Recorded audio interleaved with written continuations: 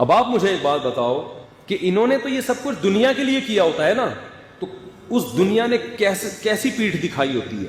یہی وہ دنیا ہے جو شوبز کی دنیا سے وابستہ لوگ, کسی کو کینسر ہو رہا ہے, کسی کو ہارٹ اٹیک ہو رہا ہے, کوئی کس طرح سے مر رہا ہے, مرنے کے بعد وہ ساری ترقی جو آسمان کی بلندیوں تک پہنچی ہوئی تھی وہ دھڑام سے نیچے, بلکہ مرنے کیا بڑھاپے کے بعد بھی.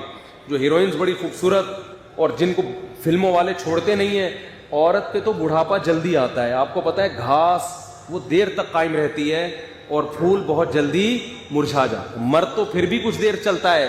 جو لڑکیاں شوبز کی دنیا سے وابستہ ہیں بہت جلد ان میں اٹریکشن ختم ہوتی ہے اور ان کو ایسے مسترد کر دیا جاتا ہے جیسے ٹیشو پیپر جو ہے نا, استعمال سے پہلے کتنا اچھا اور استعمال کے باہر کہاں پھینکا جاتا ہے, ردی کی ٹوکری میں. اور آپ ان کی عزت دیکھ رہے ہوتے اسٹیج پہ, ان کو پرانے بوڑھے اداکاروں کو بھی بلایا جا رہا ہے, ان کو ایوارڈ دیا جا رہا ہے. بھائی یہ 5 منٹ کی عزت ہو رہی ہے ان کی بس, اس کے بعد ان کو کوئی بھی نہیں. یہ ٹی وی کی اسکرین کے سامنے 10 منٹ کی, باقی کوئی نہیں پوچھنے والا ہوتا گھر میں. لیکن اس میں اتنا اچھا کلچر دکھایا جاتا تھا, اتنا باپ کا احترام, ماں کا احترام, میاں بیوی کے رشتے کو اتنا اچھا دکھایا جاتا تھا کہ فیملی سسٹم اور مضبوط ہوتا تھا. اب تو لوگ کہتے ہیں ڈرامہ آ رہا ہے, بیوی اس کی, یہ چکر وسیم بھائی سے چل رہا ہے, اور میاں کا چکر آفس میں کسی اور لڑکی سے چل رہا ہے. یہ چکر جب آپ گھروں میں دکھاؤ گے تو بھائی بیوی کو, اچھی بھلی عورت کو بھی خیال آئے گا کہ جب اس کا چل سکتا ہے تو میرے بھی تو وسیم بھائی رہتے ہیں پڑوس میں, اور دیکھنے میں بھی ان سے اچھے ہیں. ڈراموں میں جو آ رہا ہے تو یہ چل رہا ہے مارکیٹ میں. تو میں اپنے زمانے کے جو اداکار ہیں نا, جو ہم بچپن میں اللہ معاف فرمائے توبہ کر لی تھی, اس وقت بھی ابا کی طرف سے اجازت نہیں تھی, چھپ چھپا کے دیکھ لیا کرتے تھے, لیکن پھر توبہ بھی کر لی الحمدللہ. تو وہ میں ایکٹر کبھی کبھار یوٹیوب پہ دیکھتا ہوں اب کیسے لگ رہے ہیں وہ, اس زمانے کی ہیروئنیں اور اس زمانے کے ہیرو. ایک دفعہ میں نے اپنے گھر والوں کو بٹھایا, میں نے کہا ہمارے زمانے کی ہیروئن تھی اب دیکھ رہے ہیں. میں نے کہا عبرت, مجھے پتا ہے اب وہ خوبصورت نہیں ہوگی, عبرت کے لیے دیکھ رہا ہوں. تو میں نے گھر والوں کو کہا کہ اس کا نام مجھے یاد نہیں, وہ سرچ کر کے نکالا, دیکھا اللہ کی پناہ کیا انسان کا کباڑا ہوتا ہے یار بڑھاپے میں. میں نے کہا یہ وہ ہیرو ہیروئن ہے جن پہ ہم مرتے تھے یار, کیا ہینڈسم. اب دیکھو جھریاں, اس طرح سے بھی یہ جھریاں ٹھیک نہیں ہوں گی. اب اس طرح بھی کر لو گے تو آپ پلاسٹک سرجری کر کے تھک جاؤ, مگر یہ جھریاں ٹھیک ہونے والی نہیں. اب کوئی نہیں پوچھتا ان کو شوبز کی دنیا میں. اللہ کے بندوں وقت پہ شادی کر کے بچے پیدا کر لیتے, ان کو دین سکھاتے, اسلام سکھاتے. آج وہ تمہیں اتنی, ہم تو اپنی بوڑھی والدہ کو جانتے تھے, ماں جتنی بوڑھی ہو اتنی اچھی لگتی ہے کہ نہیں لگتی. ہمیں تو جب ہماری والدہ کی عمر زیادہ نہیں تھی اس وقت بھی محبت تھی, لیکن جب جیسے زیادہ بوڑھی ہوئی ہیں اس وقت تو ایسی محبت ہو گئی بھائی. اس وقت تو والدہ کے بغیر رہنا ممکن نہیں رہا. باریاں لگتی تھی. سعودی عرب میں کیس آیا عدالت میں, سعودی عرب میں 2 بھائیوں نے اتنی لڑائی کی ہے کہ عدالت پہنچ گئے. ایک کہہ رہا تھا میری بوڑھی ماں میرے ساتھ رہے گی, دوسرا کہہ رہا تھا میرے ساتھ, اور ڈر تھا کہ ایک دوسرے کو جان سے نہ مار دیں. ہر آدمی چاہ رہا ہے ماں میرے ساتھ رہے. عدالت نے فیصلہ سنایا 6 مہینے اس کے ساتھ اور 6 مہینے اس کے ساتھ. جب مذہب سکھاؤ گے نا گھر میں عزت ہوگی, اور جب بچوں کو ڈراموں فلموں میں لگاؤ گے بچے ایکٹر تو اچھے بن جائیں گے, ڈانسر اچھے بن جائیں گے, اچھے سنگر بن جائیں گے. شوہر ہے تو اچھا شوہر نہیں بنے گا, بیوی ہے تو اچھی بیوی نہیں بنے گی, اولاد ہے تو اچھی اولاد نہیں بنے گی, باپ ہے تو اچھا باپ نہیں بنے گا. وہ سمجھ میں آ رہی ہے بات کہ نہیں آ رہی ہے؟ جتنے مشہور لوگ ہوتے ہیں آپ ان سے پوچھو ان کی بیویوں سے, کیا یہ اچھا شوہر بھی ہے؟ کیا یہ تمہاری اولاد تمہارا اکرام کرتی ہے؟ نہیں کرتی, الا ماشاء اللہ اللہ کسی ایک کو نواز دیں. تو اس لیے عبرت حاصل کرنی چاہیے. لکنھا خلۃ قد سیق من دمھا, یہ دنیا ایسی بے وفا ہے 2 منٹ میں منہ موڑتی ہے. تو بھائی اللہ سے لا لگاؤ, تمہیں گھر میں بیوی سے بھی عزت ملے گی, اولاد سے بھی عزت ملے گی. ہم نے تو دیکھا ہے علماء کی اولادیں کیسا ان کو پالتی ہیں, جو حالانکہ انہوں نے وہ عیاشی نہیں دی ہوتی اپنی اولاد کو جو لبرل لوگ دے رہے ہو, پابندیاں لگائی ہوتی ہیں, لیکن ان پابندیوں کے اثرات ہیں, وہ اپنے باپ کی بھی خدمت کرتے ہیں, اپنی ماں کی بھی. تو میں یہ عرض کر رہا تھا کہ یہ جو فنکار اداکار ہے نا, ان کی جوانی دیکھتے ہو تو ان کا بڑھاپا بھی دیکھ لیا کرو, اور گھروں میں جا کے دیکھا کرو گھر میں کون کتنی عزت دے رہا ہے. تنہا اکثر 100% کی بات نہیں کر رہا, کہیں کوئی ایکٹر مجھے فون کر کے کہے کہ آپ نے میرے بارے میں بولا, میں تو ایسے اکثر کی بات کر رہا ہوں. اکثر آخری عمر تنہائی کی گزارتے ہیں, کوئی ایوارڈ دینے والا نہیں, کوئی عزت کرنے والا نہیں, بچے چھوڑ چھاڑ کے بھاگ چکے. تو ابھی لاہور کا ایک کیس سامنے آیا, ایک پولیس آفیسر, بہت بڑا آفیسر, اپنے بچوں کو موبائل خرید کے دیا, آئی فون, بچوں کو گاڑیاں لے کے دی, اس نے سب کچھ کیا. جب بیمار ہوا نا تو ڈاکٹر نے کہا ان کے علاج پہ 20 لاکھ روپے خرچہ آئے گا. بچوں سے ڈاکٹر نے کہا کہ گاڑیاں بیچو, فون بیچو, علاج کرو. بچوں نے پیسے دینے سے بولو نا انکار کر. کہ ہم اگر یہ سب چیزیں بیچ باچ کے ابا تو ٹھیک ہو جائیں گے، ہم تو دوبارہ زیرو پہ آ جائیں گے. تو بالآخر وہ باپ مر گیا. یہ نتیجہ نکلتا ہے اپنی اولاد کو دین نہ سکھانے کا. سمجھتے ہو کہ نہیں سمجھتے؟ تو اچھے بھی سمجھیں گے جب بوڑھے ہو جاؤ گے. ابھی جوانی کی مستیاں ہیں، سمجھ میں نہیں آ رہی بات. اور ایک مثال دے رہا ہوں، اگر کسی کو ڈر لگتا بھی ہے موت سے تو بھی یہ بزرگی کے خلاف نہیں ہے، یہ خوب سمجھ لو. اس لیے کہ موت سے ڈر بعض دفعہ دل کی کمزوری کی وجہ سے بھی ہوتا ہے. ایک انسان دنیا کو مسافر خانہ سمجھتا ہے، اللہ سے محبت بھی ہے اس کے دل میں، وہ چاہتا ہے اللہ سے ملاقات ہو جائے، دنیا کے بکھیڑوں سے نکلوں، آخرت کی نعمتیں ملیں، لیکن دل کمزور ہوتا ہے. بعض دفعہ جب کسی کا دل کمزور ہوتا ہے تو وہ ایک ایسا کام جو تھوڑا سا یعنی اس سے ہٹ کر ہو، عام معمول سے، اس سے وہ ڈر لگتا ہے اس کو. یہ ہوتا ہے نا، بہت سے نیک لوگ ہوتے ہیں وہ ڈر رہے ہوتے ہیں. جو اب دیکھو جو بڑے بڑے ڈاکو ہیں، بڑی بڑی کاروائیاں کرتے ہیں، اگر یہ موت سے بہت زیادہ ڈرتے تو یہ ڈاکو بنتے ہے؟ بھائی ڈاکو تو بہادر آدمی بنتا ہے جو موت سے نہیں ڈرتا، لیکن ان کا آخرت پر ایمان نہیں ہوتا. تو ان کو تو موت سے ڈرنا چاہیے بہت زیادہ، لیکن کیوں اتنا زیادہ ڈرتے تو ہیں لیکن بہت زیادہ نہیں. کیوں؟ دل مضبوط ہوتا ہے.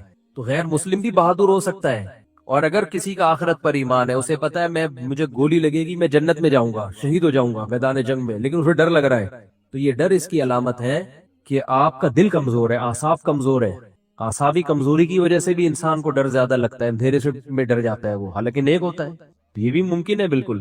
تو ایک مثال آئی تھی بڑی اچھی ذہن میں. اب اگر کوئی میدان جنگ، ہاں حدیث میں آتا ہے کہ جو بزدل ہے اور پھر بھی جہاد کرے اسے دگنا اجر ملتا ہے. بزدل آدمی کو میدان جنگ میں لڑنے کا دگنا اجر ملتا ہے، حدیث میں آتا ہے. کیونکہ بہادر کو تو بڑا مزہ آ رہا ہے لڑنے میں، جو بزدل ہے اس کو مزہ نہیں آ رہا، وہ بس اپنے نفس کو مجبور کر رہا ہے، بھائی اللہ کا حکم ہے لڑنا ہے. ادھر سے دھماکہ ہوا، ایک دم کانپنے لگا، بھاگتا نہیں ہے، لیکن یار اسی خوف میں جاؤں گا تو اجر تو ڈبل ہوگا کہ نہیں ہوگا. اب اللہ کی راہ میں لڑ رہا ہے تو یہ لڑنا اس کی علامت ہے کہ نیک آدمی ہے. اگر نیک نہ ہوتا تو بھاگ جاتا، لیکن ڈر بھی رہا ہے. موسیٰ علیہ السلام نے جب لاٹھی کو زمین پہ پھینکا، فرسٹ ٹائم، پہلی مرتبہ، وہ سانپ بن کے دوڑنے لگی. قرآن کہتا ہے موسیٰ علیہ السلام بھاگے ہیں، ولم یعقب، پیچھے مڑ کے بھی نہیں دیکھو. اب کوئی کہ یہ کیسے بزرگ ہے، یہ سانپ سے ڈر کے بھاگ رہے ہیں. اور سانپ بھی کوئی جنگل کا نہیں ہے، اللہ ہم کلام ہو رہا ہے، اور اللہ ان سے کلام کر کے خود لاٹھی کو سانپ بنا رہا ہے. معاذ اللہ معاذ اللہ، ان میں تو توکل ہی نہیں ہے. بھائی جس اللہ نے لاٹھی کو سانپ بنایا ہے وہ اللہ آپ کو ڈسوانے کے لیے تھوڑی بنایا ہے. یہ ساری تقریر چل سکتی تھی کہ نہیں چل سکتی تھی وہاں پہ؟ کیا ہو گیا بھائی، بول لو یار. کہ بھائی یہ تو اللہ نے، کتنے زبردست کلام ہے. موسیٰ علیہ السلام کو بلایا کوہ طور پر، وما تلک بیمینک یا موسیٰ، اے موسیٰ یہ کیا ہے، اور میں نے تجھے پیغمبر بنا دیا اور اپنی ذات کے لیے منتخب کر دیا. پوری تفصیل حضرت موسیٰ کو یقین ہو گیا اللہ کا کہ ہم کلام ہو رہا ہے اور اللہ کے سائے میں آ گیا ہوں میں، اب مجھے کوئی نقصان نہیں ہو سکتا. اب اللہ اگر لاٹھی کو سانپ بنائے گا تو مجھے ڈسوانے کے لیے تھوڑی بنائے گا. اس کے باوجود جب سانپ ہے تو میرے بھائی سانپ سے ڈر لگتا ہے.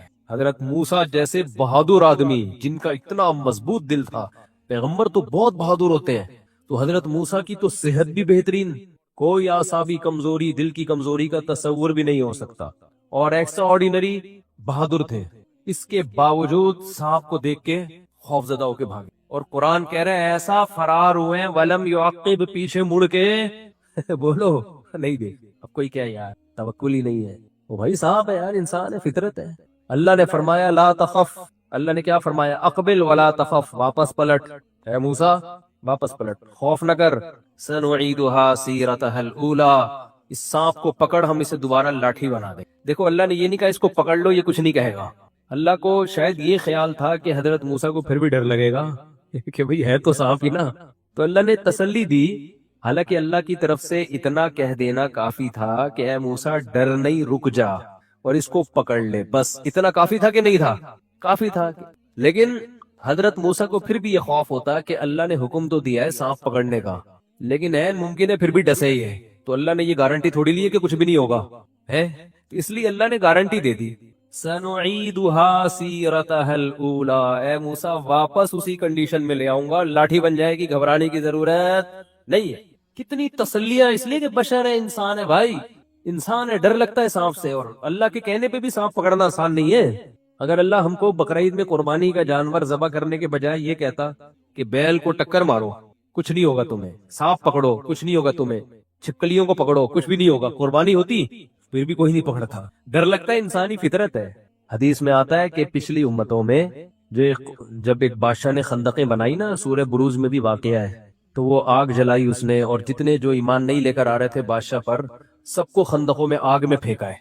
तो एक औरत की जब बारी आई ना, तो वो डर रही थी बेचारी, आग में छलांग लगाते हुए, उसको खौफ पैदा हो रहा था। थी बड़े ईमान वाली के तैयार हो, लेकिन डर लग रहा है। तो बच्चे ने माँ की गोद में बोला कि ऐ माँ डर नहीं, ये जन्नत का बाग है, ये आग नहीं है। फिर उसने छलांग लगा दी। तो वो ईमान वाली थी, इसके बावजूद उसके खौफ को अल्लाह ने कैसे खत्म कर दिया। एक बच्चे को माँ की गोद में अल्लाह ने कुव्वते गोयाई दी है। तो ये सब नेचुरल है। हदीस में आता है जो अगर नमाज पढ़ रहे हो, पहले हदीस से पहले एक वाकया सुनाता हूँ। यूट्यूब पे किसी ने वीडियो भेजी, मस्जिद में जलजला आया, इमाम साहब खड़े हुए, पीछे पब्लिक भी, एक एक करके जिसके जितने 4 महीने लगे हुए थे वो खड़े हुए, चिल्ले वाले सारे आहिस्ता आहिस्ता।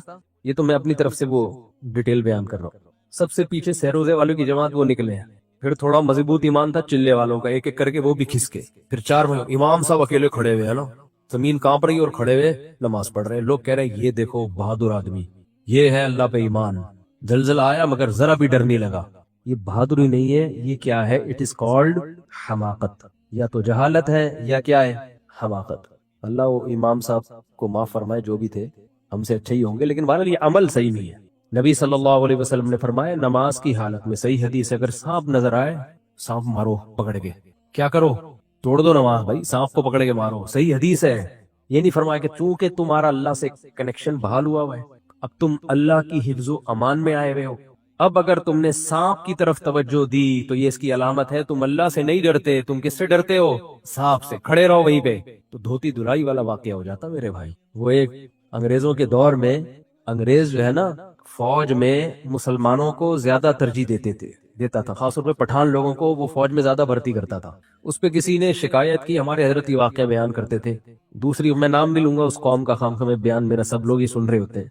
तो एक दूसरे मजहब के किसी शख्स ने कहा कि अंग्रेज से कि तुम फौज में इनको मुसलमानों को रखते हो और खास तौर पर ये पठान लोगों को फौज में रखते हो, हम लोगों को क्यों नहीं रखते? हमें बहुत कम रखते हो। उन्होंने कहा ये बहादुर है, तुम में बहादुरी नहीं है, तुम मैदान में भाग जाते हो, ये वफा करने वाले लोग हैं, मैदान में लड़ते हैं। उसने कहा नहीं सर, हम भी बहादुर हैं, इम्तिहान ले लें। उसने कहा ठीक है। तो पहले किसी पठान भाई को बुलाया जो उसकी आर्मी में थे, उनको खड़ा किया और उससे कहा कि हम आपका हैट पहनाई और कहा हम आपका निशाना लेंगे हैट का। तो अंग्रेज ने निशाना लिया, सर से हैट उड़ गई और वो फौजी इसी तरह आराम से खड़ा हुआ है। तो उस दूसरे मजहब वाले को कहा देखो कैसा बहादुर है। उसने कहा ठीक है सर, मैं कर ले, मैं भी तैयार हूँ इसके लिए। तो वो धोती पहनते थे वो लोग, तो धोती पहन के खड़ा हो गया और सर पे कैप पहनी। गोरे ने उसे निशाना लिया, कैप उड़ गई, वो बंदा खड़ा हुआ आराम से। गोरे ने कहा वेल डन, ऐसे ही करते हैं ना, वेल डन यार, हम तो समझ रहे थे तुम बहादुर नहीं हो। गोरे ने अपने किसी फौजी से कहा इसको कैप के पैसे दे देना, इसकी कैप जाया हो गई है, कैप के पैसे। तो उसने कहा हुजूर धोती धुलाई के पैसे भी दे दिएगा, कैप के साथ साथ धोती की धुलाई के पैसे भी अगर साथ हो जाए, बड़ा गर्क हो गया नीचे के मामलात सही नहीं है, तो धोती धुलाई के पैसे भी चाहिए। तो क्या बात चल रही थी यार, क्या कह रहे हैं? हाँ, तो बहादुरी का ताल्लुक मजहब से भी होता है, लेकिन बहादुरी का ताल्लुक आपके आसाब से और आपके दिल से भी होता है। तभी तो नबी सल्लल्लाहु अलैहि वसल्लम ने फरमाया खयारुकुम फिल जाहिलियती खयारुकुम फिल इस्लाम। जो जाहिलियत में बेहतर थे इस्लाम में भी वही हैं, क्योंकि जो जाहिलियत में जिन्होंने इस्लाम को नुकसान पहुंचाया ना मैदान जंग में, वो बहादुर थे। उनमें इस लिहाज से गैरत थी कि अपनी कौम के साथ वफा कर रहे थे कि लड़ेंगे। जब इधर कन्वर्ट हो गए तो इधर वफा की उन्होंने। और जो बुज़दिल होता है ना, इधर का ना उधर भी टेंशन, इधर आ गया तो इधर भी टेंशन। तो ये कुछ सलाहियतें गॉड गिफ्टेड होती हैं। तो इसलिए उलमा कहते हैं अगर किसी को मौत से डर लगता है, इसलिए नहीं कि आखिरत पर यकीन नहीं है, बल्कि इसलिए कि वो आसाबी कमजोरी है, उसके दिल कमजोर है, तो ये मौत का डर से आखिरत में कोई नुकसान नहीं होगा और ये बुजुर्गी के खिलाफ नहीं है। इससे कोई किसी का ये साबित नहीं हो जाता कि ये बुजुर्ग नहीं है। तो बाज लोग डर रहे होते हैं, बहुत ज्यादा मौत का खौफ होता है उनके दिल में, वो कमजोर होते हैं आसाब उनके। तो नबी सल्लल्लाहु अलैहि वसल्लम ने फरमाया नमाज में अगर सांप नजर आए तो क्या करना है भाई? सांप को मारना है। वरना क्या होता, मैं वो तशरीह कर रहा था ना हदीस की, अगर यूं हुक्म होता शरीयत में कि नहीं तुम्हारा, आजकल दीनदार लोग इस तरह की बातें शुरू कर देते, एक तरफ अल्लाह से तुम्हारा कनेक्शन, एक तरफ सांप, मखलूक और खालिक का क्या हो रहा है? मुकाबला। अब तुम्हारा इम्तिहान है कि मखलूक से डरते हो या खालिक से। تو اس میں وہ سانپ بھی کس نے بھیجا ہے؟ خالق نہیں بھیجا ہے نا، ٹھیک ہے نا. اور سانپ کا کام ہے کاٹنا، یہ بھی صلاحیت کس نے رکھی ہے؟ خالق نہیں. اور اس نے کوئی گارنٹی نہیں لی ہے کہ تم کو نہیں کاٹے گا، اور یہ بھی نہیں کہا کہ نماز میں نہیں کاٹوں گا، یہ بھی نہیں کہا. تو اللہ نے جب تک گارنٹی نہیں لی ہے بھائی کسی چیز کی، ہم اپنی طرف سے کسی کو گارنٹی نہیں دے سکتے کہ آپ چونکہ بہت نیک ہے لہذا آپ کو کچھ نہیں ہوگا، آپ بہت نیک ہے تو آپ پہ کوئی دشمن حملہ ہی نہیں کر سکتا، آپ بہت نیک ہے تو آپ پہ تو کرونا کا اٹیک نہیں ہو سکتا، آپ بہت نیک ہے تو آپ کو تو مالی نقصان ہی نہیں ہو سکتا، آپ بہت نیک ہے تو آپ کی تو صحت بہت ٹائٹ رہے گی، آپ بہت نیک ہے آپ کے گھریلو حالات بہت اچھے رہیں گے. گھریلو حالات اچھے رہنے کے اصول نیک ہونے بھی ہیں، اور اس کے علاوہ بھی کچھ چیزیں ہیں. آپ بہت نیک ہے، رزق دروازے توڑ کے آئے گا آپ کی طرف. کیوں آئے گا بھائی؟ رزق تو اس کی طرف آتا ہے جو رزق کمانے کی کوشش کرتا ہے، ایسی تھوڑی خالی بلی آ جاتا ہے رزق. بہت نیک ہے بیٹھے ہوئے آرام سے تو بیٹھے رہو پھر. اس لیے تو کہتے ہیں رزق حلال یہ فرض عین ہے کمانا. تو یہ جو آیت ہے اس میں اصل میں قرآن مجید کی جو روح ہے نا، جو قرآن آپ کو بنانا چاہتا ہے، جو ہم چاہتے نہیں ہے کہ ہم وہ بنیں، ہم جزیات پہ آتے ہیں. جزیات کا مطلب یہ ہے کہ چند شریعت کے احکام ہیں جن کو ہم فالو کرنے میں سمجھتے ہیں کہ ٹھیک ہے، اندر سے چینج ہونے کی کوشش نہیں کر رہے کہ مزاج کیا ہے اسلام کا، اسلام آپ کو بنانا کیا چاہتا ہے. دیکھیں اس کی ایک مثال ہے، آپ کے ابو آپ کو ڈاکٹر بنانا چاہتے تھے کہ آپ پراپر ڈاکٹر بنیں گے، MBBS کی ڈگری ہوگی آپ کے پاس، پھر آپ کا ایک کلینک ہوگا، پھر ہاسپٹل میں آپ جائیں گے اور کلینک بھی شام کو چلائیں گے، پھر یہ ہوگا، پھر لوگ مجھے کہیں گے ڈاکٹر کا باپ ہے. یہ کیا ہے؟ ڈاکٹر کا باپ ہے. یہ صرف ڈاکٹر نہیں ہے بلکہ ڈاکٹر کا بھی باپ ہے یہ. تو آپ نے کیا کیا؟ آپ نے جزیات میں پڑ گئے، آپ نے کہا میرے ابا مجھے ڈاکٹر بنانا چاہتے ہیں. تو ڈاکٹر لوگ یہ کرتے ہیں کہ وہ میڈیکل سائنس کی کتابیں پڑھتے ہیں. تو جو سلیبس ہے وہ میں گھر میں لا کے پڑھنا شروع کر دیتا ہوں، میڈیکل سائنس کا انٹرنیٹ پہ کلاسز لے لیتا ہوں. اور ابا کی خدمت تھی انسانیت، ابا کا ویژن تھا انسانیت کی خدمت بھی، اس یعنی ڈاکٹر بننے کا مطلب تو یہ بھی تھا نا کہ جب موقع ہوگا علاج بھی کروں گا، تو میں ویسے ہی کر دیتا ہوں. مثال کے طور پر کوئی پیشنٹ آیا، آپ کو پتا ہے اس کو کھانسی ہے، نزلہ ہے، زکام ہے اور کوئی بیماری نہیں، ڈاکٹر کو فون کیا اس کو کیا دوں؟ ڈاکٹر نے کہا بھائی کوئی اینٹی الرجی کھلا دے اس کو. تو مقصد تو حاصل ہو گیا نا، بھائی ڈاکٹر سے پوچھ کے بتاؤ یا خود ہی بتا دو. تو اس سے کیا پتا چلتا ہے کہ آپ نے جو ڈاکٹر کی جو جزیات ہے نا، کچھ کام ڈاکٹروں والے وہ تو کر لیے، لیکن پراپر ڈاکٹر بولو نا کیا ہو گیا؟ نہیں بنے. یہ بہت اہم پوائنٹ کی بات کر رہا ہوں، اللہ کرے یہ اتر جائے. کہاں اتر جائے؟ کھوپڑی میں. یار یہ تو اتنے الفاظ استعمال کرتے کرتے سمجھا دیا، اب تو وہ ذہن میں بیٹھ جانا چاہیے نا، دماغ میں نہیں بلکہ کھوپڑی میں. کھوپڑی میں اس لیے کہتا ہوں کہ دماغ جو ہے نا یہ کھوپڑی کے اندر بند ہے، اور یہ کھوپڑی جو ہمارا خول ہے یہ بہت مضبوط ہے، ایسے جیسے لوہا. تو ادھر سے بات اس کھوپڑی کو کراس کر کے دماغ میں اتر جائے یہ آسان کام نہیں ہے. تو اس لیے میں کھوپڑی کا لفظ استعمال کرتا ہوں کہ کھوپڑی میں اتر جائے. جب کھوپڑی کے اندر ہو گئی تو پھر تو دماغ ہی آگے، بھائی کھوپڑی کے بعد ڈائریکٹ دماغ شروع ہو جاتا ہے. میرا تو ایسا ہی ہے، اب آپ لوگ کا مجھے پتا نہیں ہے، جو ڈاکٹروں سے سنا ہے ہم نے. تو آپ نے کیا کیا؟ یہ مثال میں سمجھانا دینا چاہ رہا ہوں کہ اسلام جو ہمیں بنانا چاہتا ہے وہ نہیں ہم بن رہے. جیسے ابا بنانا چاہتے تھے پراپر ڈاکٹر، آپ نے کیا کیا؟ میڈیکل سائنس کی کچھ کتابیں پڑھ لی کہ یار میرے ابا کی خواہش ہے ڈاکٹر بنوں، یعنی ان کو گویا میڈیکل سائنس سے دلچسپی ہے، چلو تھوڑی 4 کتابیں پڑھ لی، کچھ پیشنٹ کا علاج کر لیا تاکہ میں دیکھنے میں کیا لگوں؟ ڈاکٹر سے لگوں میں دیکھنے. تو ابا کی خواہش پوری ہو جائے گی. ابا کی خواہش پوری نہیں ہوگی بلکہ ابا کے پیسے ضائع ہو جائیں گے. جو ابا نے ساری محنت کی تھی نا وہ برباد ہو جائے گی. ابا نے آپ کو امریکہ بھیجا پڑھنے کے لیے، رشیا بھیجا، آپ وہاں بیٹھ کے باقاعدہ پراپر کلاسیں نہیں لے رہے، ایک ڈگری جو ملے گی جس کے بعد آپ ڈاکٹر کہلائیں گے، آپ آفیسر رینک کے بن جائیں، آپ کا یعنی ایک آفیسر کے اس لیول پہ آ جائیں گے. ان تمام چیزوں کو آپ فوکس نہیں کر رہے، آپ چند جزیات کو پکڑ کے بیٹھ گئے ہو. تو اللہ جو ہمیں بنانا چاہتا ہے نا اندر سے، وہ اندر سے چینج کرنا چاہتا ہے. وہ اندر سے چینج کیا کرنا چاہتا ہے؟ پہلے میں یہ بتا دوں کہ وہ کچھ مثالیں دیتا ہے کہ نیک لوگ ایسے ہوتے ہیں. ہم نے کیا کیا؟ ہم نے کہا نیک لوگ چونکہ ایسے ہوتے ہیں لہذا جیسے ہوتے ہیں ویسے کچھ کام شروع کر دو. نیک بننے کی ضرورت بولو نہیں ہے. یہ بہت بڑا فالٹ ہے. اللہ نے تعریف کی نا، نیک لوگ ہوتے ہیں تہجد پڑھتے ہیں، نیک لوگ ہوتے ہیں صدقات و خیرات کرتے ہیں، نیک لوگ وہ ہیں جو غصے کے کڑوے گھونٹ کو پیتے ہیں. تو ہم نے کہا چلو ایک دفعہ ہم بھی پی لیں گے. ابا پہ غصہ آیا تھا، ونس اپون اے ٹائم ہم نے بھی کڑوا گھونٹ، بولتے کیوں نہیں، پی لیا تھا.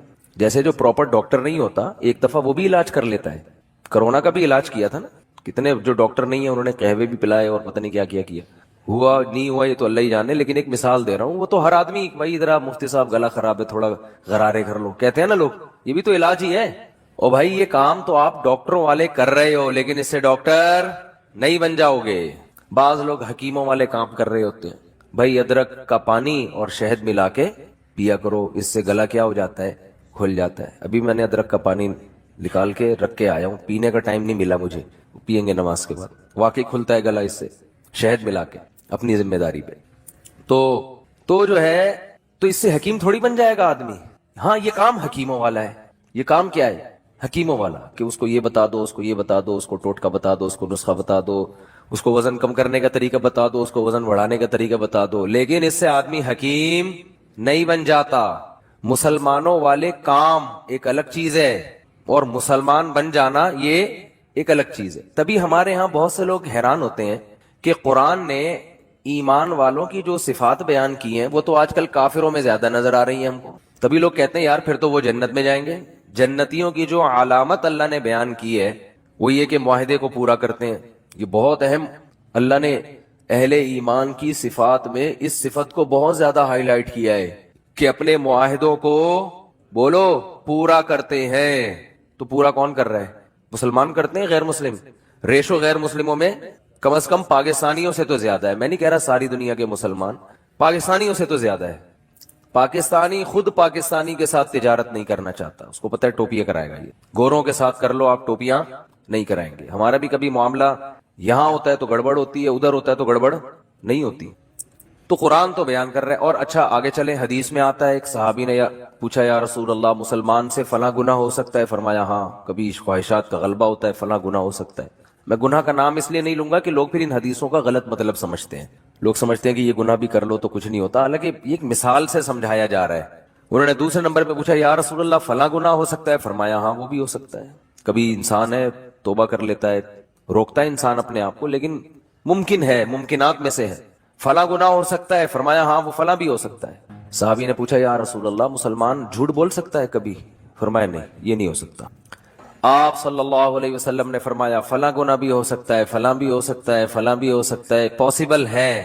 لیکن مسلمان جھوٹ, جب صحابی نے پوچھا اچھا جھوٹ بھی بول سکتا ہے, ان کا خیال تھا جب اتنے بڑے بڑے گناہ ممکن ہیں کہ فلاں بھی ہو جائے, فلاں بھی ہو جائے, اتنے بڑے بڑے جرائم بھی ہو سکتے ہیں, تو جھوٹ تو اتنی بڑی چیز نہیں ہے. چوتھے نمبر پہ صحابی نے پوچھا جھوٹ بول سکتا ہے؟ فرمایا نہ, یہ نہیں ہو سکتا. جھوٹ بول دے, وہ غلط بیانی کر دے, یہ کیسے ہو سکتا ہے؟ تو اصل میں وہ جو پچھلے 3 گناہوں کا تذکرہ کیا نا, وہ اس لیے نہیں کہ وہ گناہ چھوٹے ہیں یا وہ کر لینے چاہیے, وہ چوتھے گناہ کو بتانے کے لیے کہ یہ ان سے بڑھ کر ہے. تو سب سے بڑا جرم ہے جھوٹ بولنا, یہ بتانا چاہ رہے تھے آپ صلی اللہ علیہ وسلم کہ زنا سے بھی بڑھ کر ہے, چوری سے بھی بڑھ کر ہے, اتنا بڑا جرم ہے یہ. لیکن عجیب بات ہے, کافر زنا کرتے ہیں, چوریوں کا ریشو بھی ان کے ہاں بہت ہے. اگر تھوڑا سا قانون کا ہاتھ ہلکا ہو جائے نا تو چوریاں بھی ہوتی ہیں.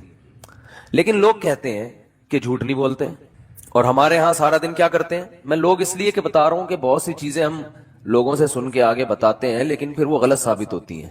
کسی بھی قوم کے بارے میں تبصرہ کرنے کے لیے ضروری ہے کہ جب تک انسان اس قوم کے گھروں میں جا کے نہ رہے نا. بعض لوگ کسی معاملے میں ایک نمبر ہوتے ہیں کیونکہ ان کا کلچر بن چکا ہوتا ہے, ان کے ہاں قانون ایسا ہوتا ہے. لیکن جب آپ کسی قوم کے ساتھ گھروں میں جا کے رہتے ہو تو پتہ چلتا ہے کہ یہ جھوٹ بولتے ہیں کہ نہیں بولتے. تو وہ ایسے نہیں پتہ چل جاتا. بعض دفعہ کاروبار میں انسان ایک نمبری اس لیے بھی کرتا ہے کہ میرا کاروبار چلے, وہ اس لیے نہیں کر رہا ہوتا کہ میں بہت نیک ہوں میں جھوٹ نہیں بولوں گا, وہ اس لیے کہ اس کو پتا ہوشیار ہوتا ہے, وہ وقتی نفع کو نہیں دیکھتا. کہتا ہے یار ابھی سچ بول کے تھوڑا پروفٹ آئے گا, لیکن جب کسٹمر کو یقین ہو جائے گا کہ میں سچا ہوں تو سارا پروفٹ مجھے ہی دے گا. یہ تو عین ممکن ہے گورے اس لیے سچ بولتے ہو کہ ان کو بزنس کرنا آتا ہے, اور ہمارے یہاں بزنس کرنا لوگوں کو نہیں آتا. وہ کہہ رہے ٹوپی کرا کے جتنا نچوڑ سکتے ہو نچوڑ لو, پھر بات کی اللہ توکل, کل اللہ کھلائے گا. تو یہ غلط موقع پہ توکل ہو رہا ہے. لیکن فرض کر لیتے ہیں, ایک صاحب نے مجھے بتایا, کہتے ہیں گورے جھوٹ نہیں بولتے کسٹمر سے, بیوی سے بولتے ہیں, اور بہت زیادہ بولتے ہیں. 10 گرل فرینڈ رکھی ہوں گی لیکن بیوی کو یہی بولا ہوگا میری کوئی گرل فرینڈ نہیں ہے. سارے نہیں, ہر طرح کے لوگ ہر دور میں ہوتے ہیں. صحابہ کے دور میں بھی جب وہ کفر میں تھے تو کافر ہونے کے باوجود ان کے ہاں جھوٹ کو بہت برا سمجھا جاتا تھا. حضرت ابو سفیان رضی اللہ تعالیٰ عنہ نے جب بادشاہ کے سامنے تقریر کی ہے، حالانکہ یہ اس وقت یہ غیر مسلم تھے، حضرت ابو سفیان یہ غیر مسلم تھے. بادشاہ نے ان کو بلایا اور نبی صلی اللہ علیہ وسلم کے بارے میں پوچھنا شروع کیا کہ جس شخص نے تمہاری قوم میں نبوت کا دعویٰ کیا ہے اس کے حالات مجھے بتاؤ. اب آپ بتائیے کہ جو سوال وہ پوچھ رہا ہے، حضرت ابو سفیان تھے اس وقت اسلام کے بہت بڑے دشمن، جنگیں ہو رہی تھیں، تو ایسے موقع پہ درست بات کرنا کس قدر مشکل کام ہے بادشاہ کے سامنے. تو حضرت ابو سفیان جب اسلام لائے نا تو خود اپنا بیان دیا، انہوں نے حدیث سنائی کہ بادشاہ نے جو مجھ سے سوالات پوچھے تھے کہ کیا محمد صلی اللہ علیہ وسلم نے 40 سال کے دوران کبھی تم نے ان کا کوئی جھوٹ پکڑا؟ ابو سفیان نے کہا کہ ہم نے کبھی جھوٹ بولتے ہوئے ہم نے نہیں دیکھا. تو ہرقل نے کہا کہ ایک آدمی نے زندگی میں کبھی جھوٹ نہ بولا ہو اور ایک دم بولنے پر آیا تو اتنا بڑا جھوٹ کہ میں خدا کا نبی ہوں، یہ کیسے ہو سکتا ہے؟ دیکھو جو جھوٹ بولتا ہے نا وہ ایک دم سے نہیں بولتا. اس کی مثال ہے جو ڈاکو ہوتے ہیں، ایک ڈاکو نے کروڑوں روپے بینک سے لوٹے، 10 آدمی اس کے ساتھ اور 10 بندوں کو مار دیا اور یہ کیا اور وہ کیا، لوٹ کے چلا گیا. پکڑا گیا تو کہہ رہا ہے میں نے تو آج تک کسی مسجد سے چپل بھی نہیں چورائی، یہ پہلی دفعہ ہوا ہے. تو مان لو گے؟ بولو گے یار پہلی دفعہ میں اتنی بڑی کارروائی نہیں ہوتی، فرسٹ ٹائم تو یہ ہوتا ہے کہ آپ مسجد سے چپل چوراتے ہو، پھر لوگوں کی گھنٹیاں بجا بجا کے بھاگتے ہو، پھر یہ ہوتا ہے، پھر یہ ہوتا ہے، ہوتے ہوتے ایک وقت آتا ہے کہ آپ بہت بڑے ڈاکو بن جاتے ہو. تو ابو سفیان رضی اللہ عنہ بادشاہ کے سامنے کیا کہہ رہے؟ سچ. بادشاہ نے پوچھا کہ انہوں نے ان سے جب تمہاری جنگیں ہوئی ہیں تو کبھی ایگریمنٹ کی خلاف ورزی کی ہے؟ انہوں نے معاہدہ توڑا ہے، جنگ کا معاہدہ؟ ابو سفیان کہتے ہیں میں نے کہا نہیں، کبھی بھی معاہدہ نہیں توڑا. ہاں ابھی ہمارے اور ان کے درمیان ایک معاہدہ چل رہا ہے، اس کا مجھے نہیں پتا. یعنی ان کو ایک تھوڑا سا موقع مل گیا کہ ابھی آزمائش باقی ہے. تو حضرت ابو سفیان فرماتے ہیں کہ جب مجھ سے بادشاہ یہ سوال پوچھ رہا تھا میرا دل چاہتا تھا کہ میں جھوٹ بولوں، میرا دل چاہتا تھا کہ میں بولو نا بھائی جھوٹ بولوں، لیکن مجھے خوف تھا کہ اگر میں نے جھوٹ بولا تو میری قوم کے لوگ جو میرے ساتھ تھے وہ بولیں گے عرب کا سردار ہو کے جھوٹ بولتا ہے، زبان خراب ہو جائے گی، اپنی قوم کا اعتماد ختم ہو جائے گا. گویا کہ میں اکیلا ہوتا تو شاید جھوٹ بول دیتا، بظاہر یہ مطلب نکلتا ہے، لیکن مجھے قوم کو جواب دینا ہوگا کہ قوم کہیں گے یار ہم نے آپ کو سردار بنایا ہوا ہے اور آپ ادھر آ کے کیا کر رہے ہو؟ جھوٹ بول رہے ہو. دیکھو یہ وہ قوم تھی جس میں اللہ نے پیغمبر کو بھیجا ہے، اسی قوم کو صحیح کیا اللہ نے. حضرت ابو سفیان بھی مسلمان ہوئے اور اسلام سے اتنی دشمنی تھی ان کو، اسلام لانے سے پہلے اتنا نقصان پہنچایا، مگر اسلام لاتے ہی نبی نے ایسا پروٹوکول دیا حضرت ابو سفیان کو کہ جو ابو سفیان کے گھر میں داخل ہو گیا اس کو پناہ ہے. کیوں؟ اندر سے ٹھیک ہے. کیا کہہ رہے ہیں یار، بہت مشکل ہو گیا آج کل باتوں کو سمجھانا. اندر سے کیا ہے؟ ٹھیک ہے، ان کو پتہ ہے، سچ کو صحیح سمجھتے ہیں، منافقت نہیں ہے. اگر دشمن ہے اسلام کے تو کھل کے دشمن، دوست ہے تو کھل کے دوست ہے، دو نمبری نہیں ہے. اللہ نے حضرت موسیٰ کو بنی اسرائیل میں بھیجا کیونکہ حضرت موسیٰ آخری نبی نہیں تھے. بنی اسرائیل پہ کتنی محنت کی، مگر کیا ہے ان کا رویہ؟ دو نمبری والا. جہاں مفاد نظر آتے وہاں چلے جاتے. جس قوم کی زبان ایک نہ ہو، جس قوم کے معاہدے ایک نہ ہو، معاہدے توڑتی ہو، اس قوم میں اللہ آخری نبی کو نہیں بھیج سکتے تھے کہ بھئی اس قوم کو تو میں نے قائد بنانا ہے. 2 نمبر قوم جو جھوٹ بولتی ہو، جو بات بات پہ پیندرا بدلتی ہو، اس کو تھوڑی قیادت ملے گی. تو نبی صلی اللہ حضرت ابو سفیان رضی اللہ تعالیٰ عنہ فرماتے ہیں کہ مجھے ڈر تھا کہ میں اگر، مجھے یہ جملہ اتنا اچھا لگتا ہے نا، بار بار دہرانے میں مزہ آتا ہے، کہ میں نے اگر جھوٹ بولا، وہ کتنی باتیں نبی کے بارے میں پوچھتے جا رہے ہیں. اس نے کہا کہ ان کی باپ دادا میں کوئی بادشاہ گزرا ہے؟ کہا نہیں. اس نے کہا اگر بادشاہ گزرا ہوتا تو میرے ذہن میں آتا کہ اولاد کو بھی سیاست کا شوق ہوتا ہے نا. ابا وزیر اعظم گزرے، صدر گزرے تو بیٹے کا بھی دل چاہتا ہے یار کچھ کرسی ہمارے پاس بھی ہے. تو ان کے تو صدیوں تک کوئی بادشاہ گزرا ہی نہیں ہے، تو ایک دم سے ان کو کیسے خیال آ گیا؟ کہا اچھا جو جنگیں ہوتی ہیں ان میں فتح کس کو ہوتی ہے؟ کہا کبھی ان کو کبھی ہمیں، دونوں طرف معاملہ چلتا ہے. تو ایک ایک چیز کا جواب کیا دے رہے ہیں؟ صحیح. کیونکہ کافر ہے لیکن ڈر ہے کہ میری سرداری چلی جائے گی، لوگ بولیں گے قریشی ہاشمی ہو کے ہمارا سردار ہو کے، دشمنی اپنی جگہ ہے لیکن جھوٹ تو نہ بولو.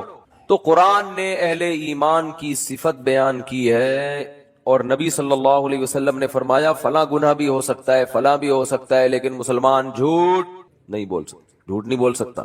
تو آپ کہہ سکتے ہیں کہ یار آج تو سارا دن ہم جھوٹ بولتے ہیں اور گورے جھوٹ نہیں بولتے. آپ کہہ سکتے ہیں. یہ تو ایک صاحب نے مجھے کہا اگر صفائی نصف ایمان ہے تو گورے تو ویسے ہی جنت میں چلے جائیں گے آدھے آدھے. کیونکہ ہمارے یہاں دیکھ لو, ابھی گٹر میں نے بنوایا ابھی تھوڑے دن پہلے, جو گورنمنٹ کی ذمہ داری ہے وہ ہم کر رہے ہیں, اور جیسے ہی ہم نے وہ کیا ہے تو اوپر سے چاول کا شاپر آیا, نیچے گرا ہوا ہے, پتہ نہیں کس نے پھینکا, کہاں سے آیا, مریخ سے تو آ نہیں سکتا, ظاہر ہے اسی زمین کا ہوگا نا. دن رات صفائی کرتے رہو گھر کے باہر, کوئی آئے گا بولے گا مولوی صاحب کا گھر دیکھو کیا گند, صفائی پر بیانات کرتے ہیں اور گھر کے باہر دیکھو گند کتنا پڑا ہوا ہے. اس کا بھی کچھ کرنا ہے, بہت سخت ایکشن لینا. ابھی تمیز سے لوگ سدھرتے نہیں ہیں, شرافت کا زمانہ نہیں ہے. شاپر کبھی پڑا ہوگا چاولوں کا, کون رکھ کے جا رہا ہے, کیا ہو رہا ہے, کبھی پیمپر پڑا ہوا ہوگا. ماسیاں گھروں میں جو کام کرتی ہیں, لوگ ان کو کہتے ہیں نا کہ کچرا پھینک کر آؤ, تو وہ دیکھتے ہیں کہ جو کارنر کا, میرا گھر کارنر کے ساتھ ہی ہے تقریباً, تو وہ کیا کرتی ہے کہ بھائی دیکھا دائیں بائیں کوئی دیکھ تو نہیں رہا, وہاں کچرا رکھے. ان کو روڈ پار کرنا مشکل لگ رہا ہے, اور ویسے بھی روڈ پار کے باہر کون سی کچرے کی جگہ ہے, وہ بھی تو لوگوں نے خود بنائی ہوئی ہے, وہ کوئی کچرا کنڈی تھوڑی ہے. کچرا کنڈی کی ڈیفینیشن کراچی میں یہ ہے کہ جہاں 2 شاپر نظر آ جائیں, 2 پیمپر, تو یہ کچرا کنڈی ہے بس, تیسرا خود لا کے ثواب ہے وہاں پہ رکھنا. حقیقت ہے. کچرا کنڈی کی ڈیفینیشن کیا ہے کہ جہاں 2 پیمپر, یہ تو اس کا بنیادی رکن ہے. 1 پیمپر ہو تو شبہ ہوتا ہے کہ کسی نے ویسے ہی رکھ دیا, غلط کیا, لیکن اگر 2 پیمپر اکٹھے ہو گئے وہاں پہ, اٹ از کالڈ کچرا کنڈی. پھر 25-30 ویسے ہی ہو جائیں گے, پھر پورا ڈھیر ویسے ہی بن جائے گا. جیسے بدعتیوں کے ہاں کوئی بھی قبر بنا دو نا اونچی کر کے, ایک جھنڈا لگا دو, تو اب اندر کون ہے کیا ہے اس سے غرض نہیں ہے. ایک صاحب نے مجھے یہاں تک بتایا, ایک مزار ہے جس میں گدھا دفن ہے, اور ایک مجاور بیٹھا وہاں پہ ایک جھنڈے لگا کے, اور دنا دن قوالیاں چل رہی ہیں, اور کسی کو نہیں پتا بھائی یہ کوئی دامت برکاتم نہیں ہے, یہ گدھا دفن ہے یہاں پہ. وہ گدھا بھی بولتا ہوگا یار اتنا پروٹوکول مجھے زندگی میں نہیں ملا. حقیقت ہے. تو میں نے اس سے کہا, میرا دل چاہ رہا تھا میں اس سے کہوں کہ اندر گدھا دفن ہو یا نہ ہو, باہر جتنے وہ سارے گدھے ہیں, اس میں کوئی شبہ نہیں ہے. وہ تو بیچارہ فزیکلی گدھا تھا نا, اور یہ روحانی گدھے ہیں جو مزاروں پہ بیٹھ کے یہ حرکتیں کر رہے ہیں. ان المساجد للہ, مسجدیں ہیں اللہ کے لیے, فلا تدعوا مع اللہ احدا, اللہ نے فرمایا یہاں کے اللہ کو پکارو, اور یہاں بھی اللہ کے علاوہ کسی اور کو نہیں پکارو, صرف یا اللہ مدد مسجد میں, یہاں بھی کسی اور کو نہیں پکارو, یہ میرا گھر ہے میرا. ہمارے نبی بھی آئیں گے تو اللہ کو پکاریں گے. اللہ نے قرآن میں کیا فرمایا, ما کان لبشر, کسی بشر کے یہ میں کوئی یہ مجال نہیں ہے, ان یؤتیہ اللہ الکتاب والحکمہ, اللہ اسے کتاب بھی دے, حکمت بھی سکھائے, نبوت بھی دے, ثم یقول للناس کونوا عبادا لی, پھر وہ لوگوں کو اپنی طرف کھینچنا شروع کر دے.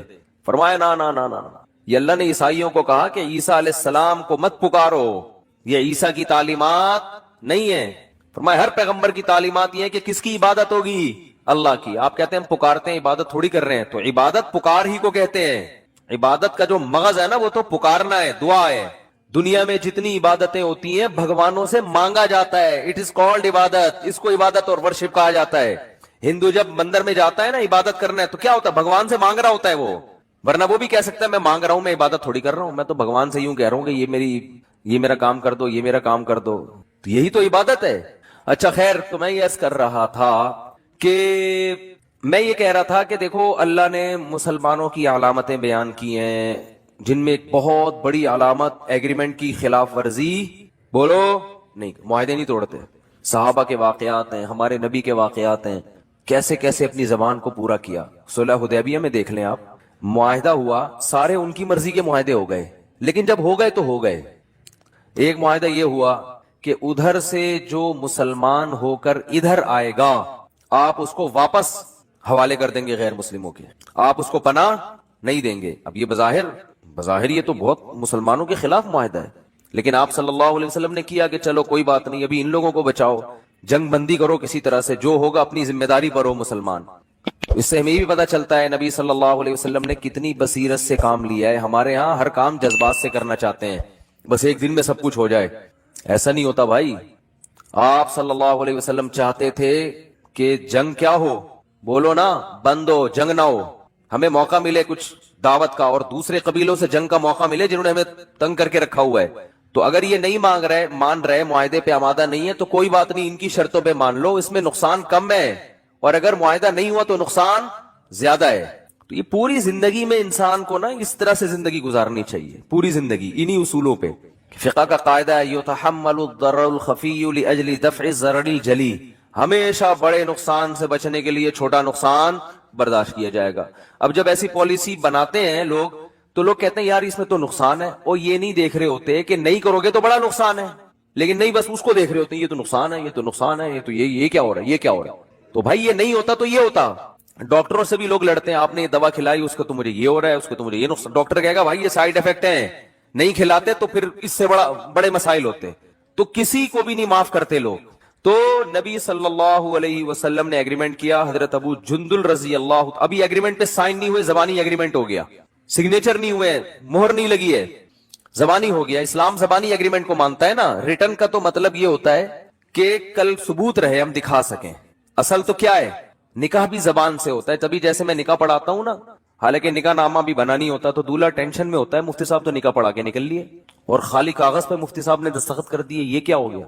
تو تسلی رکھیں، جب زبانی نکاح ہو گیا تو نکاح ہو گیا. وہ تو پھر بندہ رکھا ہوا ہم نے، وہ آپ سے سائن لے لے گا. میرے سائن وہ پہلے لے چکا ہوتا ہے. کوئی اب بیوی رجسٹر کروانی ہے آپ کے نام، بس یہ رہ گیا. مالک آپ بن گئے، ڈیلیوری بھی ہو جائے گی انشاءاللہ، رجسٹریشن رہ گئی ہے، وہ ڈاکومنٹ میں چلتی رہے گی، اتنا ٹینشن لینے کا نہیں ہے. اور اگر آپ کہیں بیگم کا ارادہ بدل گیا، یار ابھی کاغذ میں تو ہوا نہیں تھا، ڈاکومنٹ جیسے گاڑی کوئی بیچتا ہے نا اور ڈاکومنٹ ابھی دیے نہیں اور پیسے لے کے بھاگ گیا، تو آپ کو یہ خطرہ ہو کہ یار مفتی صاحب تو نکاح پڑھا کے نکل لیے، ڈاکومنٹ تو بنے نہیں، اگر لڑکی والے کل مکر گئے تو پہلی بات آپ کا کون سا پیسہ خرچ ہوا ہے اس کے اوپر.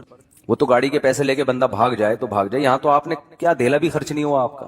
دوسری بات یہ ہے کہ ہم بیٹھے ہوئے ہیں بطور گواہ کے، جہاں بلائیں گے ہم گواہی دیں گے. بھائی اس کا نکاح ہم نے خود پڑھایا ہے، تو گواہوں کو بھی تو اسلام بھی مانتا ہے، حکومت بھی مانتی ہے، تو اس لیے زیادہ ٹینشن لینے کی ضرورت نہیں.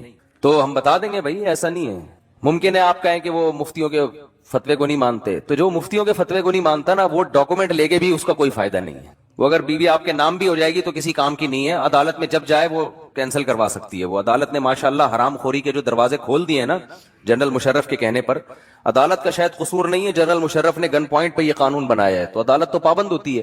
لیکن ماشاءاللہ جو زنا کے اڈے کھل گئے ہیں ہماری عدالتوں میں، کوئی بھی عورت جائے، بیوی جائے، بولے مجھے نہیں رہنا میاں کے ساتھ، عدالت کہتی ہے یہ لو خلا کی ڈگری، جاؤ، تمہیں جو معشوق تمہارا جو عاشق ہے جاؤ اس سے جا کے شادی کرو. شوہر میں کوئی بھی خرابی نہ ہو، کچھ بھی نہ ہو، یہ چل رہا ہے. تو اس لیے یہ بیگم شیگم اپنے نام کرانے کی ٹینشن نہ لیا کریں. نام ہو کے بھی 2 منٹ میں چاہے گی اپنا یہاں سے نام ہٹوا کے وسیم بھائی کا نام ڈال دے گی، ٹھیک ہے نا، جو اچھا لگ رہا ہے بھائی یہ والا زیادہ اچھا لگ رہا ہے، یہ والا ڈال دو، تو چل جاتا ہے. یہ عدالتوں نے یہ حرام خوری ماشاءاللہ طبیعت سے ہو گئی ہے ابھی، اور خاموش بھی ہیں لوگ، اس پہ آواز نہیں اٹھا رہے اس کے خلاف.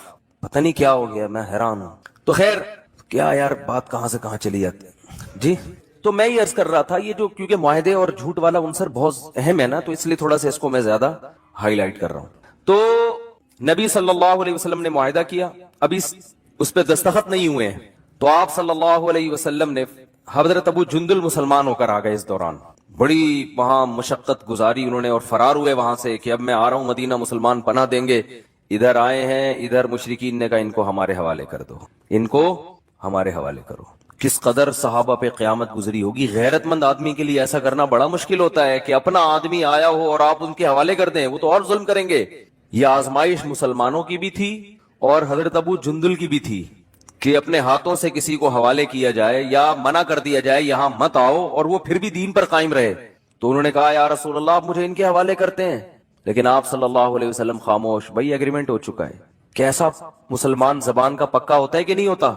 اور آج ایگریمنٹ کرتے ہیں اگلے کو بیوقوف بنانے کے لیے کہ ابھی تو معاہدہ کر رہے ہیں تاکہ اس سے پیسہ تو نکالیں کسی طریقے سے، ویسے دے نہیں رہا یہ شرافت سے. اور پہلے سے نیت ہوتی ہے کہ یہ ڈاکومنٹ اپنے فائدے کے لیے بنا رہے ہیں، اس کے ساتھ اس کو دھوکہ دینے کے لیے بنا رہے ہیں. مجھے آپ ایک بات بتاؤ، حضرت ابو جندل تو مسلمان تھے اور ان کا ایمان اس لیول پہ تھا جس کا میں اور آپ تصور نہیں کر سکتے. نبی کی زیارت ہوئی ہو اور مکہ میں جہاں کوئی مفاد ہی نہ ہو اسلام قبول کرنے میں، اپنا گھر چھوڑنا پڑ رہا ہے، اپنا وطن چھوڑنا پڑ رہا ہے، اپنا خاندان، تو ان کی ایمان میں کوئی شک کر سکتا ہے؟ لیکن آپ صلی اللہ علیہ وسلم نے زبان اور معاہدے کی پابندی کی وجہ سے ان تمام باتوں کو نظر انداز کر دیا. تو ہم معاہدہ توڑتے ہیں پیسے کھانے کے لیے، دوسرے کو نقصان پہنچانے کے لیے. ہمارے پیش نظر اسلام نہیں ہوتا. تو بتائے کہ جب اسلام بھی ہے تو بھی معاہدہ نہیں توڑنا، تو دوسرے کو بیوقوف بنانے کے لیے، دوسرے کا مال کھانے کے لیے معاہدہ توڑنا کہاں سے جائز ہو گیا؟ آج جو معاہدے توڑے جا رہے ہیں نا، اس میں کسی کو فائدہ نہیں پہنچایا جا رہا. دیکھو نبی صلی اللہ علیہ وسلم نقل کفر نباشت، اگر معاہدہ توڑ دیتے تو حضرت ابو جندل کو فائدہ ہوتا نا اس کا کہ بھئی مجھے پناہ مل گئی. اس کے باوجود بھی آپ نے معاہدہ نہیں توڑا، فائدہ کی کے باوجود نہیں توڑا. تو اسلام بتا رہے کہ کسی کا فائدہ بھی ہو تو آپ ایگریمنٹ نہیں توڑ سکتے. تو آپ کسی کو نقصان پہنچانے کے لیے کہاں سے ایگریمنٹ توڑ سکتے ہو بھائی؟ یہ کہاں سے جائز ہے؟ تو حضرت ابو جندل کو جب واپس کیا، ان کے حوالے کر دیا، وہ تین بندے آئے کہ